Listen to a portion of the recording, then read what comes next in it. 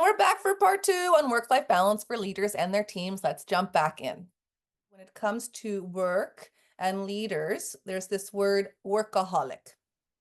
I wanted to ask you what you thought about this word. Do you think it's like rude or an insult, or do you think it's a compliment and praise for the leaders? I think that it's almost a generational word, and in a certain sense, a workaholic is what? It's somebody who frankly can't stop working to the exclusion of everything else because that's all they have. They have no family relationships. They have no outside interest. All they do is work, work, work, work, work. Okay, and I think that that's very unhealthy. Some people, that is, they don't care about those other personal balance sheet dimensions, but I think at a certain point it catches up to you, right? I think there's another angle to the label workaholic, which is I'm getting a lot of energy from work, and that's kind of helps make me a more rounded, more powerful person outside of work too, right? And so I think that in that sense, being a workaholic is very good. Who is it that said, when you enjoy your work so much, it's not work, it's play, right? I've had people that I've coached who've said, to me, work is like a puzzle. I'm fitting out all these pieces. It gives me so much satisfaction, right? And I've got other people that I've coached in the past where it's, I'm I'm don't enjoy this anymore. It's just not doing energy. Or sometimes people end up working in organizations where the expectations of just a sheer number of hours, okay, is so excessive. And the expectations for always being on and available are just so over the top that it's impossible to have a life. In which case, the term workaholic is can be used in the worst possible definition, right? So it speaks to, once again, setting the workplace culture, making sure that the leaders and managers are actually trained on how to manage and how to lead, right? Because we don't expect people to magically know how to do it out of the womb. Some people are talented, but it's a learned skill, you know.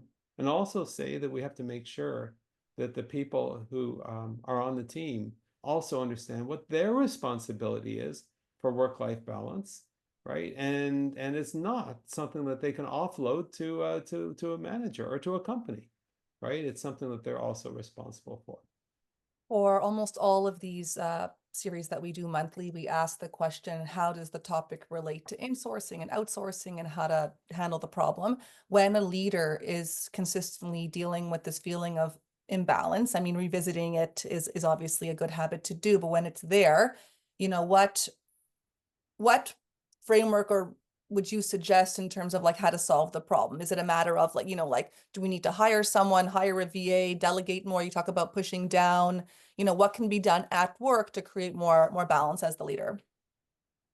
Okay, so here we're talking about you know um, a particular person, a leader who's got 130% of a job to do, but there's only 100% of them, right? And so the question is, how do we make sure? Well, guess what? Not every leader feels comfortable delegating. There's reasons left, right, and center. I'm not so sure people can do it. I don't know if they're, like all kinds of things. I don't like, delegating is kind of not my thing. I know that I could do it better and faster than everyone else, right? Well, that sort of puts aside the whole issue of the law of comparative advantage. If a lawyer, for example, can type at 200 words a minute, and the lawyer's assistant can type at a mere 75 words a minute, does that mean the lawyer should type everything themselves? No, because it's far, far better that the assistant can do the typing while the lawyer can do the much higher, value, higher billing kind of lawyer work that only that person can do, right? So sometimes it's a question of coaching. Okay, by the way, okay, um, part of the idea is training. Okay, we can't expect, for example, people to always know. Here's an example, by the way, that came out of one particular coaching call a while back. Um, this particular leader wanted to delegate, but they weren't so sure exactly how. And so I said, why don't we try what I'll call pull delegation? where you effectively say to your direct reports, your job is to pull tasks off of my to-do list. Okay, if there's anything that you see me doing that you think that you'd like to try or that you'd like to take ownership of, knock on the door and say, I'd like to do this. Remember this cool leadership conversation? I'd like to do that. Then all of a sudden you start to build a culture where people feel comfortable saying, hey, can I lend a hand? Can I build some knowledge and experience with me? Okay, the end result is that that particular person who's overburdened at the 130 becomes 120, becomes 100. You know, sometimes there's a span of management issue. There's a dozen people who report to you. How can you possibly, as a leader, give everybody what they need to perform at the highest level?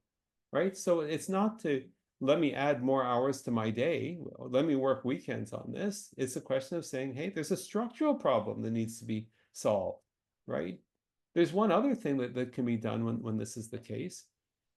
Sometimes when people say, work balance, I need more balance, etc., I need less work, I need whatever they say, sometimes people are not saying the same thing because the vocabulary within the organization is different. So when somebody says the word balance, one person thinks this and one person thinks that, right? And so the answer to that is, well, maybe we should do some training, so we can not just give people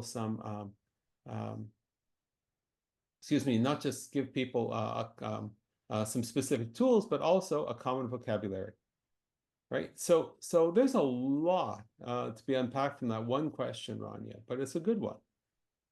I want to hear from you, Randall. So much has been said, has has leadership pressure changed, the pressure on leaders? Or would you say the pressure that a leader feels is internal and like not connected to like cultural changes or external factors? So let's talk about the most senior leader, okay, first, right? For the most senior leader, your role is literally a 7 by 24 role. You're fully committed. You know, you're running this company. There's maybe thousands, maybe hundreds of people that might depend on your leadership. You're only doing that one thing. That exactly, as the CEO, executive director, managing partner, that's kind of what you do. And for the people in that category who are watching and listening, I would say this: unless you figure out balance, you're going to burn out. You're not going to be modeling the great sort of skills that your next layer down would. It's not saying let's do a woo-woo seance kind of thing, but you need to make sure that you're in top fighting form. You're not going to be fighting every day, but you've got to make sure that your mind is totally sharp, that your body can support your mind, right? And you're modeling the great behaviors for everyone around you, right? That's kind of for the most senior person. And what I would say is that's actually for everybody. The pressures on leaders, do you think Oh, yes. COVID, all the rest, is it stable? Like, is it just the experience of leadership, or do you think all these layers of social media and COVID and, managing work from home, like obviously these have complicated many things, but do you think it's complicated the experience of leadership? I think it massively. And since we're talking about leadership in the context of work-life balance, think about it. You know, here I am. I've got my phone. Here I am. I've got my iPad. Here I am. I'm looking at a computer. You know, all this stuff. So all of a sudden, I can be on all the time. One of the most powerful things on these phones is something called Let me just bring it up here. It's called focus mode, where you can actually say, listen, after work, okay, I'm in personal time, so the things that can get through are personal, right? So you can use some of this technology. We don't always use it, but number one, all this tech and always on availability, that's one thing that's changed. Secondly is the speed, the velocity of in the business world. People expect things real quick, okay, real quick. And so therefore there's this always on kind of pressure in the background. You know, even AI, things that took hours might take just minutes now, right? Yes, COVID, yes, different generations all working in the workplace with different expectations. Yes, for example, the whole question of diversity, and you've got all kinds of people from different cultures and different experiences all working together, right? And all who've got different expectations of work-life balance means to them. Okay. Yeah, it's changed dramatically. And you know, I don't know, COVID's a while behind us, but here's a message to any of the leaders that are listening here. We're not going to put we're not going to put the toothpaste back in the tube, right? It's very, very, very difficult to say, okay, we're going to go back to exactly the way we've done before. On one hand, for example, a lot of people, a lot of the staff understand about the importance of balance, or are questioning, for example, why they should spend 2 hours, 1 hour each way in public transit to get the job. They rightfully saying, why can't I spend an hour and a half doing more work? I want to do more work. Okay, wasting this time in the subway or in public transit is dead time. I can't use it for me. I can't use it for my job, etc. Of course, they don't see the benefits of actually being in the office in terms of innovation and collaboration and the serendipitous conversations, etc., and the relationships that get built. Excuse me, or career opportunities, or all those things. But it's a real thing. So as a leader, you've got to navigate all these kinds of changes, all these kinds of changes. And by the way, from a management perspective, you've also learned things as well. You're no longer, you're no longer managing hours as much as you're managing tasks, as we had discussed earlier. It's a new day. So it's not reasonable to expect that all of the tools of management and all the things that got you here will actually, to coin the phrase, get you there, right? So the job changes. Oh, and there's one other thing, Rania. Gee, you know what? Last year we were at so many people. Our organization has grown. We're now 50% bigger. We're twice as big, or we're now in different geographies. As the organization scales, right? Everybody sort of grows up with it or not, right? And the or not is the challenge. Okay, one person in a particular role in a scaling organization, all of a sudden they've got 3 times as much work, right? And they don't have 3 times as much time, and something's going to fall, between the cracks, or they're going to leave, which would be terrible. All this experience walking out the door. The leader, for example, the management team, for example, all of a sudden they're managing a much bigger, more complex organization that they may not be tooled up to, which also puts more pressure. Solve that by putting more time on the job. We'll just apply more time. We'll work smarter, okay, not harder, etc. No, okay, there needs to be structural changes. There needs to be some training, coaching, whatever it happens to be, to realize that too is something that's changing, right? So there's a lot of factors, indeed, a lot of factors.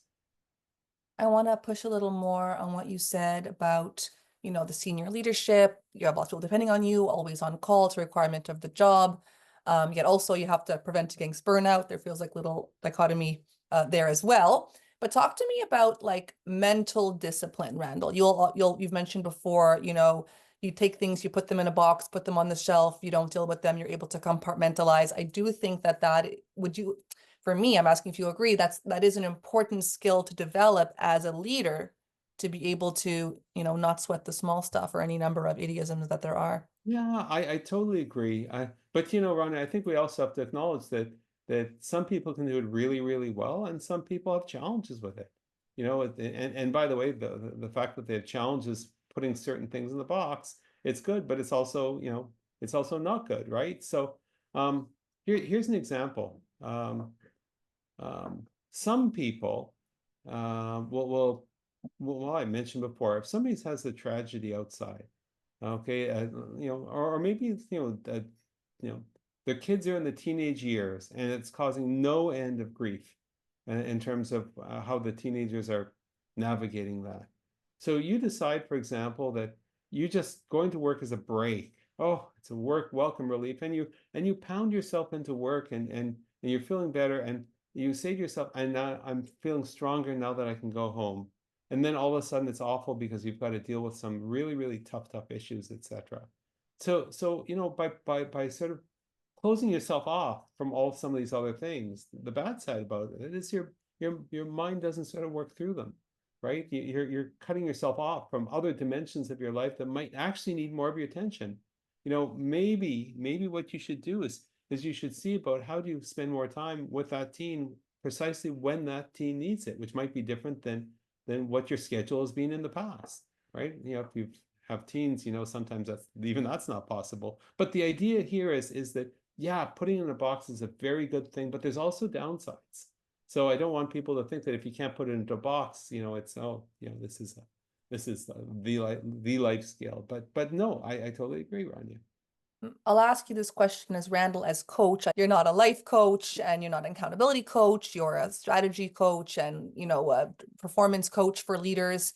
But if you had a client, and I'm sure you've had people like this, where they're ruminating on this work-life balance issue, do you see this as natural thoughts, as, sometimes maybe you do need to talk with someone, or do you see this as something you would work through in terms of performance? Like those thoughts, like, are there situational, working through situations, working through feelings that you would work with your clients? So first of all, you're right. I'm not a therapist, right? So that's kind of not in my wheelhouse. Okay. On the other hand, there's a lot of when you've been a senior executive yourself, when you've been in the corner office yourself many years, you learn a lot of things. When you work with a lot of clients, for example, who've also tried certain things, you learn from them as well. So of course you're going to have those conversations because certainly in the most senior roles, stress is a very, very big part of it. And the question of work-life balance is something that is a natural thing. We're all human. To have, I don't want to use the word concerns, but to get your balance. And so, one of the things we've got at the Brain Trust Professional Institute, we've got about around 1,100 tools and templates and other resources. Let me take a moment to talk about one. We call it the Personal Balance Sheet Action Planner. And if anybody is interested in a copy of that, you could just reach out. We'd be happy to share it, etc. But imagine a matrix where along the left-hand side is all the different balance dimensions, the dimensions of success: community, family, intellectual, spiritual, physical, financial, and career. So all of those along the left, and imagine a columns, right? And in every column, there's different rows. Imagine you had for these 7 dimensions 100 effort points, and you can spread those effort points across each of those 7 dimensions. And if you took those 100 effort points and said, okay, how are they spread out for today's reality? How many of those effort points are in community? How many are in family? How many intellectual, spiritual, physical, and financial, career? Okay, and then in the next column over, what's your willed future? How would you, if it was up to you today, to say, my future, I want those effort points spread in a different way? So fine, you would actually do that, okay? And then the next column over, you say, what's one minus the other? And one minus the other is the gap is where you need to work to get your desired balance. Randall, you've been a senior executive for so long, and you have spoken publicly to groups large and small about this subject for so long. You see, it comes out of you. You could give this in your sleep. Not that you're not passionate about it, you are, but you know the process so well. For people who are growing in their careers, who are growing organizations, we say all the time the role changes and the dynamics change, and the job description needs to change, but not all leaders know how that change is supposed to happen. That's why we come in as the coaches. So I'm just sort of asking, if people are ruminating on this topic, is this something you as coach, like, that you can talk out with them? That's part of your role, right? What that looks like So at each stage. yeah, the answer is yes, absolutely. But I will say it boils down to saying, so first of all, I will say this personal balance sheet action planner has been used by thousands of people at all levels of the organization. It's not just for senior leaders, right? But I think that sometimes people, you know, um, they don't know. It's not that they don't know the answers; they don't know the questions to ask. And sometimes, and my preference certainly when we talk about this, in a coaching context, is to say, listen, here's a tool. What I'd like you to do is I'd like you to fill it out, right? And then what we're going to do is we're going to talk about what it means and how to achieve the particular goals that you've actually set out for you, right? And I think that that's where the coaching conversation actually comes. It's not this woo kind of, what about this or that. It's a question of saying along these 7 dimensions, how do you close those gaps, right? And that's the thing where you can say, well, have you considered doing this? Or what would it look like if this were the case? Or is there another way of, so asking some of those types of probing questions. But if I can just sort of describe the rest of this model, I think it might be useful for the listeners. If you've got a particular gap, for example, on physical, the idea is to say what you commit to every certain period of time, and when you do, what kind of reward are you going to give yourself, right? So, for example, you're going to commit to jogging for 20 or 30 minutes once a week, and when I do, when I've done it for 3 months, I'll reward myself with a new pair of sneakers or with a new suit, or whatever it is that turns your crank. The carrot is the one thing that'll make a bit of a difference along the way. If you do this, you will have an increased, for example, physical, which if that's where the gap is, that gap's going to go away. Another example for families, I commit to a Sunday dinner with my family each week. And when I do, I'll reward us by bringing a bottle of fine wine. It doesn't matter whether you bring wine out or it's the idea of saying that if I do this, if I habitually get in this habit, I will then, how do you decide what you commit to? It really depends on what turns your particular crank, right? And what you really think will close the gap, right? And the reward is also something that's interesting. With that physical example, fine, after you've jogged for 3 months, you get a new suit. Fine, that's the carrot and the stick. But when you're wearing that suit, you're going to think about and say, hey, I earned this. I earned this because I was doing this particular type of activity, right? And so to sort of go through a framework, a tool like this, it certainly helps you actualize the balance that you're looking to do. And once again, you look at it in 6 months or a year and you say, well, what's my current reality? Where are those effort points today? What do I want my balance to be? What are the gaps? And then what are the specific activities that I'll do or stop doing in order to actually reduce those gaps to zero? I like that you touched on like motivation. You're going to incentivize yourself with the carrot. You're going to get the sneakers or the wine or whatever, as you said, turns your crank. Um, there's also, you talk about the stick, right? Um, what about the fear of failure and how that impacts like work-life balance for the leader? I guess I would say this, you know, Um, if you're committing to make a change, what's the worst that can happen? You only get halfway there. That's still in the right direction. I think, though, another part of it is this. If you're doing, you're doing your work as a leader, right? And you're successful and you're doing well, okay? But thank you very much. Your teenage kids basically fall off the wagon.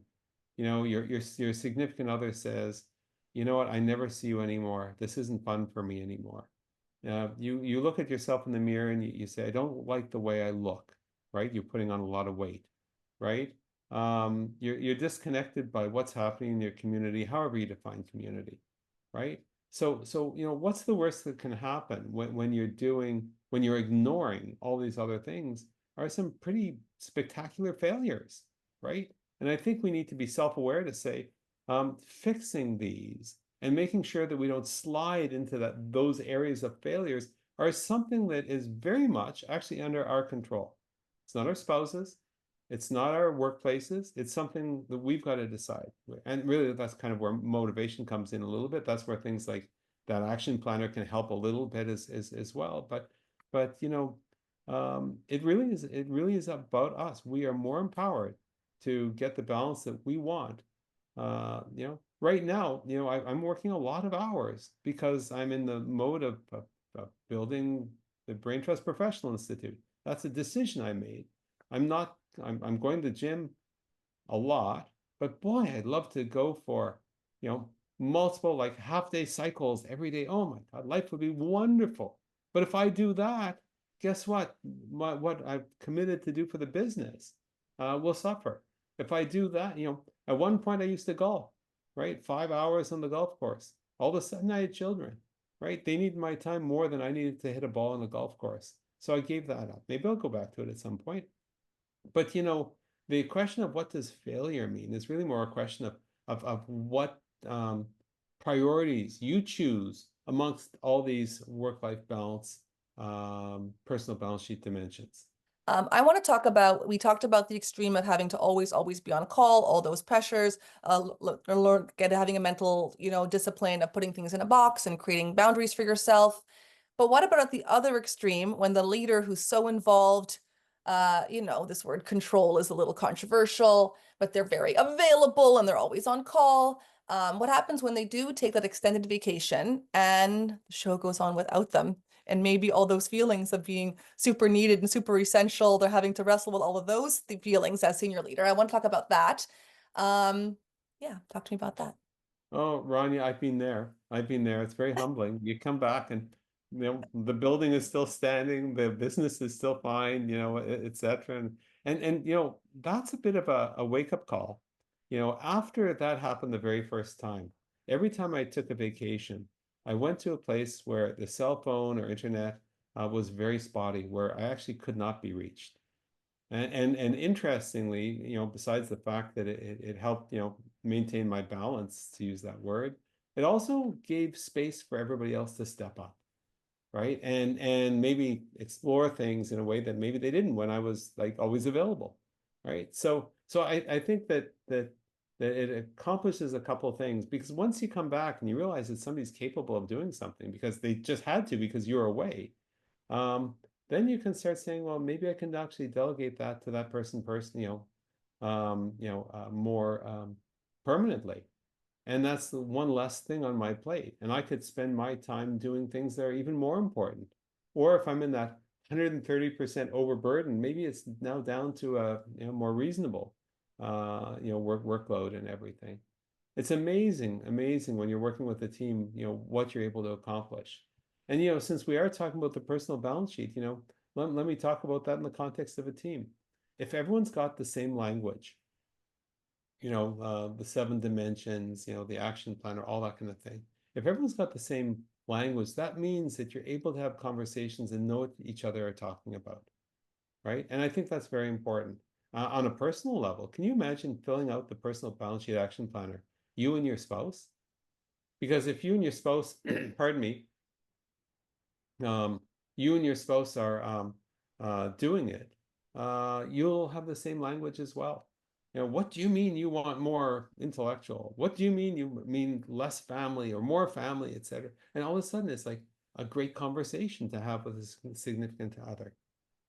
So that is the my take on that.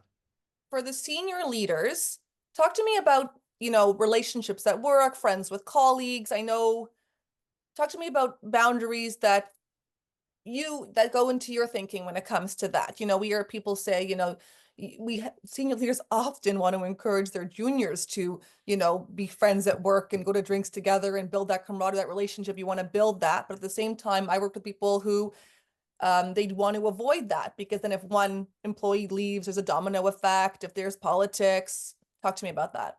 So I think most leaders recognize that having a great relationships within their team and between them and their team are critically important. When there's challenges, a great relationship means communication can happen. It greases the wheels of collaboration. It makes innovation possible. All these good things. We all understand that. We all, give me more. Okay. Um, and so I think it's very important for a workplace to say, how do we work hard to develop that? Some, for example, will bring in lunch once a week or every day, for example, or provide snacks so that people can, the old water cooler is like salty snacks, right? Um, Probably one of the most effective ways of actually doing that is doing, properly curated and planned leadership retreats or team retreats or all hands kind of retreats, right? Because that way, everyone sort of gets a chance to socialize in a particular, in a particular context, which is professional. They build a relationship, there's shared experiences, they're co-creating, etc. But it's within the context of that. Um, Now people develop relationships, they become friends, they become personal friends, and that's up to them. I think one of the challenges though is sometimes when a workplace sort of develops a culture where the building of relationships can sometimes be non-inclusive. And let me tell you what I mean. Um, uh, oh, it's an embarrassing thing, but can you imagine doing a team building event where you're doing axe throwing and one person is blind? Okay, or you're quote going for drinks, okay, after work, but one person's a teetotaler and feels uncomfortable. Okay, or we're going to do a beach day, right? So sometimes your efforts as an employer to sort of build relationships, you have to think a bit more widely about how do we make sure that we're allowing everybody to build relationships, that are actually healthy. Um, I think the idea of mandating you must be close personal friends is most places don't do that, but they realize that if you work with people every day, you do develop strong relationships, right? And sometimes when somebody leaves, the relationship maintains, and sometimes it was a work relationship, and that's all it was. That's all it was. There's no connections otherwise, right? And the only reason why. We see this also, for example, in leadership, for example, not-for-profits. You get very close with the people who are on your board. And then as the board members rotate off, you become less close with some of those other board members because you have less of a common cause, right? Your time together on the board is done, right? So the question of work-life balance, I think that you have to enjoy the people that you work with. I think that's one of the beauties of work, that there is a social dimension to it, right? You're interacting with people, whether it's hybrid or in person or remote. There is that element to it. And I think the workplaces need to make sure that it's enjoyable on the social dimension too, but with some degree of understanding or limits. Thank you, Randall, and everyone here for the conversation. As mentioned, we are happy to send you our personal balance sheet action planner template. Do reach out, info@randallcraig.com. If any of the issues we talked about today resonate with you, if you're looking on upskilling yourself as a leader to understand how to develop that work-life balance for you as you scale your organizations, do reach out. We'd be happy to learn about your organization and your role and share some resources. If you'd like to get invites to these monthly events, do reach out, info@randallcraig.com, or book a time with us, www.randallcraig.net/30, and do follow us on LinkedIn and we'll follow you.